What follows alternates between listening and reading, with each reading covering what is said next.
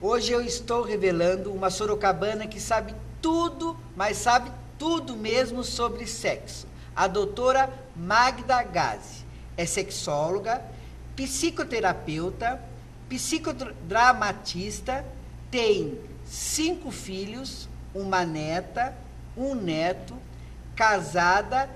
Ela é especialista em sexualidade humana, simpática. Magda vem ao nosso programa falar, é claro, de sexo. E certamente vai matar algumas das nossas curiosidades, alguns segredos, enfim. Vamos receber Magda. Boa noite. Boa noite, Júnior, com prazer. Magda, vamos primeiramente começar já falando, claro, sobre sexo. Existe ainda no nosso século um grande tabu de se falar sobre sexo ou já podemos falar mais abertamente? Infelizmente, o tabu sexual ainda existe no nosso país e no mundo. Nós não falamos sobre sexo abertamente. Por isso temos tantos problemas sexuais. Essa semana, eu li em algumas reportagens que o povo brasileiro foi eleito no ranking, né, o povo que é o segundo, né, que mais pratica sexo. Que em média tem 3 relações por semana, perdendo apenas para os gregos, né? Ter 3 relações por semana, eu acho bastante, né? E isso procede, como que é isso e por que é isso? Pois é uma das questões onde o brasileiro é famoso, né? Ainda bem, né? É uma parte prazerosa que é uma questão sexual. Os brasileiros são famosos por essa parte assim de se relacionar, de ser mais liberal, de ser mais invasivo, de ser mais sexual, né? Não é pela questão de falar mais sobre sexo, né? Mas é uma questão, até o clima do Brasil, ele favorece. Isso que eu ia falar, culturalmente, por conta das praias e as mulheres seminuas, que são lindíssimas, e os homens também, isso favorece, isso podemos dizer que ajuda a gente a ter mais prazer? Em partes, mas o brasileiro, assim como o latino, ele é mais caloroso. Mais ele caliente. Ele chega, ele abraça, ele beija, as famílias são mais próximas, os relacionamentos interpessoais são melhores do que os povos europeus, assim, alemães, os russos, os povos mais de um mais clima nórdicos. Mais... Mas cai aqui entre nós uma Ninguém está escutando. Ninguém está né? escutando. Tá, cai okay. Aqui entre nós. Mas o povo europeu, quem vive numa região fria, está mais ali, né, no tete-a-tete, no vinhozinho, na lareira. Não seria mais propício? Ou o frio também espanta um pouquinho a questão, entendeu, de que... Então, imagina que em alguns lugares amanhece, ou melhor, o dia é muito curto. Então amanhece, o dia fica claro lá pelas, sei lá, 2 horas da tarde e escurece lá pelas 5, 6 horas, não sei exatamente como funciona isso. Então o dia mesmo de claridade fica muito curto. E as pessoas nesse tempo se relacionam pouco. E como é muito frio, imagina você pensar, tudo bem, tem calefação, dentro de casa é quente, mas imagina que você vai ficar tomando banho todo dia, 2 vezes por dia. Então, tudo isso, quer queira, quer não, afasta as pessoas. Então, nós podemos dizer, então, que o brasileiro é bom de cama, está satisfeito com a cama?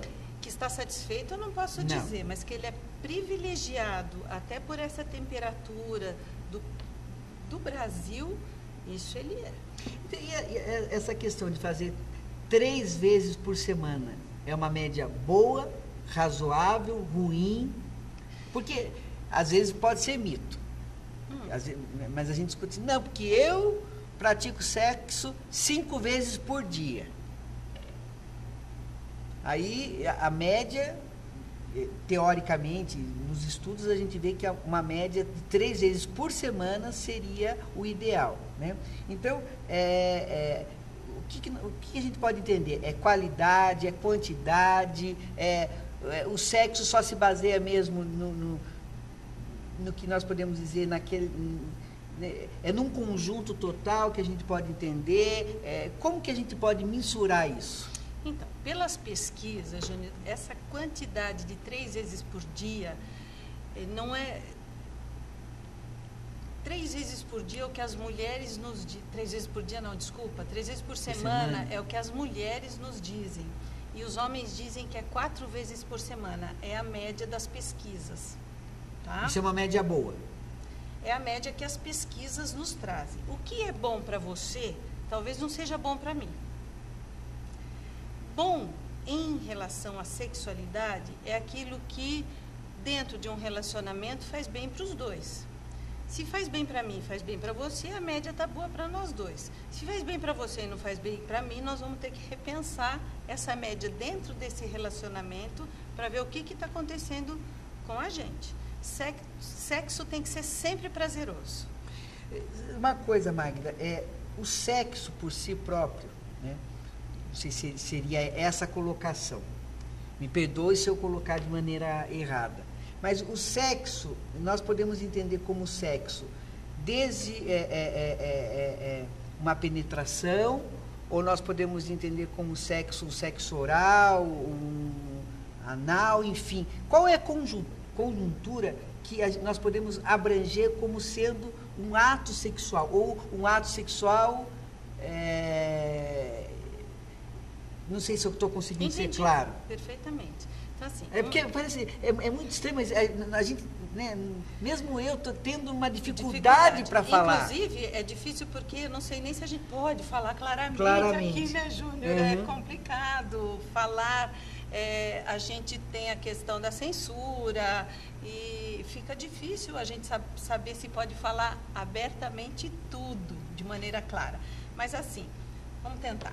Quando a gente pensa em sexo, qualquer pessoa, quando eu falo assim, o que é sexo para você? Qual a primeira coisa que vem na tua cabeça? Pois é. Você está me Para perguntando? você. Sexo. Fale pelo povo que está nos escutando. Para mim, a primeira coisa que vem pelo sexo é ficar junto e uma ejaculação. Ok, então é uma penetração. Não, assim. Não é nem isso. Ok. Então, a grande maioria das pessoas, quando a gente fala em sexo, a primeira coisa que pensa é uma penetração. Ok? A grande maioria das pessoas. Por quê? E aí, a gente abre um leque que não vem nem ao caso e nem dá tempo, né, da gente ampliar tanto esse leque. Mas, assim, a primeira coisa que a pessoa pensa é nisso. E sexo não é isso. Uma relação sexual, ela pode ter penetração, seja lá qual for, ou não. Sexo, uma relação sexual vai além de qualquer outra coisa. Você pode, numa relação sexual, ter orgasmo, não ter orgasmo, ter penetração, não ter penetração, e sair absolutamente satisfeito. Ter prazer. Você pode, numa relação sexual, ter penetração e não sair satisfeito. Então, assim, o importante e o bom da relação sexual é que você saia satisfeito. Ok? E, pelos seus pacientes, qual seria as maiores ou maior reclamação pela insatisfação? O que dá maior insatisfação no ato sexual? Ok. Então, seria correto falar ato sexual? Sim. Seria isso mesmo? Sim, sim. Desde que você não coloque ato sexual como olhar para uma questão de uma forma do ato sexual. Tá. Sim, sem dúvida nenhuma. Lembrando que sexualidade todos nós temos. Então, não é porque eu não tenho uma parceria sexual que eu não tenho sexualidade. Tá. Ok? Tá. Lembrar bem disso. Não é porque não tem uma parceria ou porque não pratico que eu não tenho uma sexualidade. Então eu não tenho sexualidade. Não, você é um ser, somos seres sexualizados desde que nascemos até o dia que morremos. Sempre. Desde o momento que respiramos até o dia que não respiramos mais. Seremos sempre seres sexualizados. Tá. Praticando ou não o ato sexual. Com parceria ou sem parceria. Ok? Bom, voltando ao que eu estava falando. Qual seria a maior insatisfação dos Ok. seus pacientes? Através das pesquisas, e a pesquisa nacional, ela tem mais ou menos o mesmo número das pesquisas internacionais, o número de disfunção sexual que o brasileiro enfrenta é de 50% da nossa população tem algum tipo de disfunção sexual. E isso Bastante, né? é um caso de saúde pública, né? Então, compete ou é igual, tem mais ou menos na mesma proporção das pesquisas internacionais. Então, para você ver o quanto que sexualidade é importante e se falar sobre sexo é importante, que o número de disfunções sexuais está muito ligado a mitos e tabus da sexualidade, muito mais do que questões orgânicas prejudicando a nossa vida sexual. Essa questão de que hoje a vida moderna e a alimentação também está favorecendo, principalmente o homem, a não ereção, isso é um pouco de mito. Favorece também. Favorece, mas não tanto. Não tanto. Muito mais a questão do mito, do tabu, de achar que o tamanho do pênis é tão importante, de achar que ele é responsável pelo prazer na sua parceria. E assim, tudo isso está ligado, eu costumo dizer que se a gente trabalhasse sempre as questões dos mitos e tabus da sexualidade e as pessoas abrissem um pouquinho mais os olhos para isso, esse número de 50% baixaria. Já que você falou em tamanho de pênis, né? Minha pergunta é bem clara, né? O tamanho do pênis ajuda a ter maior ou não prazer, né? Porque é uma competição dos jovens até os homens mais maduros, né? É o tal do tamanho do pênis, né?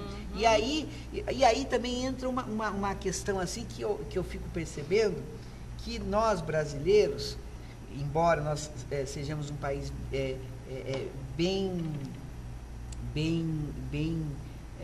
misturado, mas eu faço essa pergunta e que é assim, os homens também, eles têm um tabu de falar com receio também pela questão de que o homem negro sempre é mais dotado na visão do homem branco. Mas isso nós vamos falar no próximo bloco, que nós estamos terminando agora o primeiro bloco com Magda Gazi, revelando tudo sobre sexo. Já voltamos.